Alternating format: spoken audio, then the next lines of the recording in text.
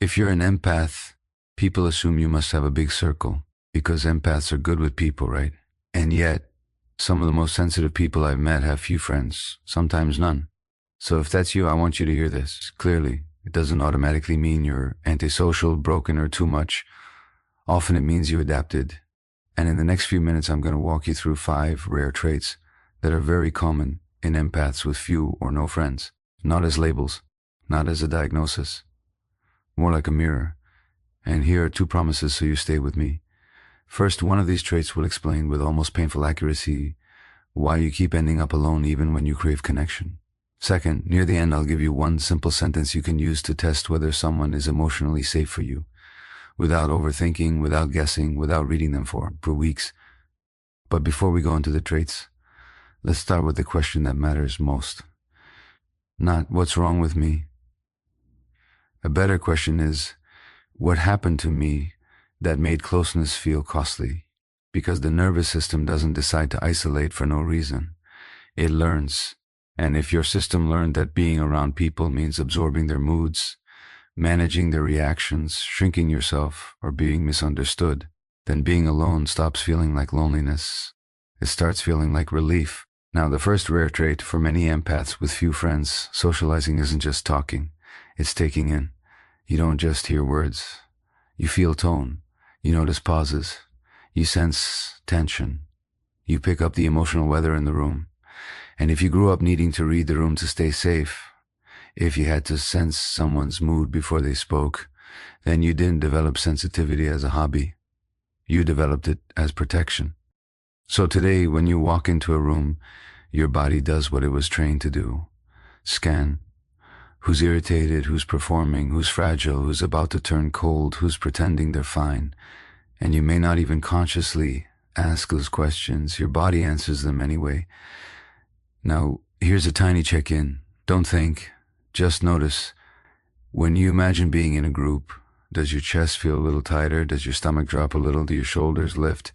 If yes, that's not weakness. That's your system saying this costs energy. And this is why you can spend 2 hours with nice people and still come home exhausted. Not because anything dramatic happened, because your system was working the whole time. Let me give you a quick scene. You go to a gathering, people are laughing. On the surface, it's fine. But you notice one person's smile doesn't reach their eyes. You notice another person keeps interrupting. You notice a couple exchanging small, sharp looks. You notice someone trying too hard to be liked. And you're sitting there nodding, smiling, but inside you're holding everyone. You're not making it up, you're perceiving. And after a while, you start doing something very reasonable. You reduce exposure, fewer hangouts, fewer friends, more quiet, which brings us to the second rare trait. Empaths with few friends often don't hate people. They hate shallowness, and there's a difference. They crave connection, but they can't do the type of connection that requires pretending. Small talk that feels like a mask. Friendships built on gossip. Jokes that hide cruelty. Vibes that are actually avoidance. You can feel when a conversation is real and when it's just noise. So you might show up and you're surrounded by people and still feel alone. Because your system is saying this isn't intimacy. This is performance. And when you have that kind of sensitivity, you do something that others don't understand. You choose solitude over fake belonging. Now, I want to be careful here. This isn't about being better than anyone. Many people learn to stay superficial because it helped them survive their own pain. But if you're an empath, your body often refuses the shallow version of connection. It's not that you want perfection. You want honesty, even a little, even a drop. And when you don't find it, you start thinking, maybe I'm just not meant for friends. But it might be something else. It might be that your sensitivity is asking for a different quality of connection than your environment can offer. Now, trait number 3 is the one that usually started early. A lot of empaths became the good one, the easy one, the one who doesn't cause trouble, the one who understands. And this is subtle, but it shapes your entire social life. Because if you were rewarded for being low need, you can grow into an adult who feels ashamed of having needs at all. So you become incredible at giving. You listen, you support, you respond fast, you remember details, you make people feel seen, and you might even feel proud of this because it's a beautiful quality. But here's the question that changes everything. Can you receive? Can you let someone be there for you without feeling guilty? Can you say, I'm not okay, and not immediately add, but it's fine, don't worry? Because if receiving feels unsafe, friendships become one-sided. You become the emotional home for others, while your own inner world stays locked. And then you get tired, not because you don't love people, because you keep abandoning yourself inside the friendship, and at some point the nervous system says, no more. Let me give you another short scene. Someone messages you, hey, how are you? And you feel the familiar role appear, the helper, the stable one. So you write, I'm good, you. Even if you're not good, even if you're carrying stress, loneliness, or pain, and you do that enough times and something happens, you start feeling like nobody knows you. But the deeper truth might be you've been trained to hide yourself. And this is where many empaths get trapped. They confuse being needed with being loved. Because when you were younger, maybe the only time you felt connection was when you were useful, when you were calm, when you were agreeable, when you didn't ask for too much. You unconsciously choose friendships where you can play the same role, and it feels familiar until it feels empty. Now, trait number 4 explains why you end up with very few friends even when you try. Empaths often don't explode. They don't scream. They don't create drama. They disappear. People call it ghosting. But for an empath, it's often the nervous system's last boundary. Because you tolerate, you understand, you rationalize, you give chances. You tell yourself, maybe they didn't mean it. Maybe I'm being too sensitive. Maybe I should just let it go. And then the pattern repeats. The little invalidations, the subtle disrespect, the jokes that sting, the feeling that your boundaries are a suggestion, not a reality, and something in you quietly closes. You stop replying as much, you stop initiating, you stop showing up, and the other person is confused because they didn't feel what you felt. They didn't feel the tightness in your body after each interaction. They didn't feel your energy drop when they entered the conversation. They didn't feel the internal calculation, how do I stay kind without being harmed? So they say you changed, and you think, I finally listened to myself. Here's what I want you to understand. Your sensitivity is not the problem. The problem is when sensitivity lives inside a system that never learned boundaries.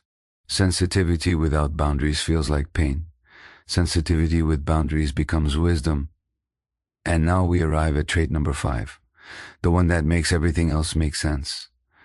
Empaths with few or no friends often don't actually want more friends. They want safe connection, not popular connection, not constant connection, safe connection where nervous system can rest, where silence isn't punished, where honesty isn't mocked, where your emotions aren't treated like inconvenience, where you don't have to perform. And because safe people are rare, you've learned to choose solitude over uncertainty. Now, here's the part that might sting a little, but I say it with compassion. Sometimes the empath's loneliness is not just about other people. Sometimes it's also about a protective belief inside you. If I'm fully myself, I'll be rejected.